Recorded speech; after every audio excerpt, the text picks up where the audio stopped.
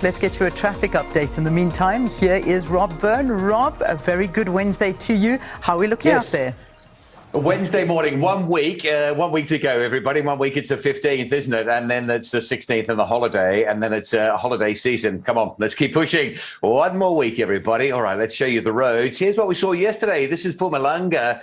Some heavy rain across most of the day led to some flooding. And here's a look at the N4. This happened yesterday around the Belfast there. I can tell you there's still a little bit of an impact this morning as well through that construction zone. It's the long-term works there between Belfast and Mashadadorp. So just with a bit of extra care, but really it's a warning this morning through Mpumalanga and through parts of Limpopo as well.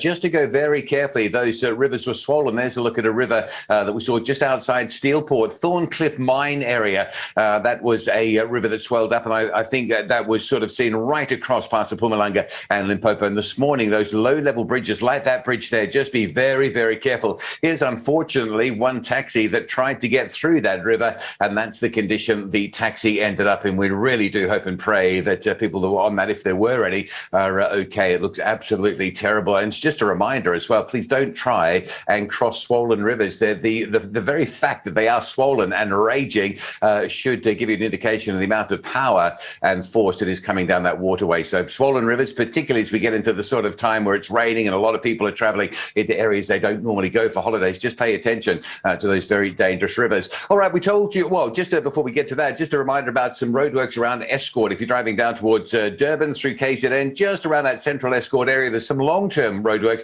Drop down to a single lane, but you can see from the graphic about 13, 14, 15 minutes worth of queue times there on a daily basis. And we showed you this yesterday. It was just a reminder about some roadworks around the Camperdown area, some more lanes being constructed, which is great news, but in the meantime, it's a bit of an inconvenience. And then this is what we saw yesterday from 9 o'clock coming out of Pietermaritzburg, about a 25 to 30 minute backlog of traffic, Durban bound through that area. So it's always worth just being aware of what's going on almost on a daily basis. That's a big amount of time that you can be held up, particularly if you're heading down to Durban for flight connections at the airport. All right, that's where we'll leave your traffic and travel arrangements for this morning.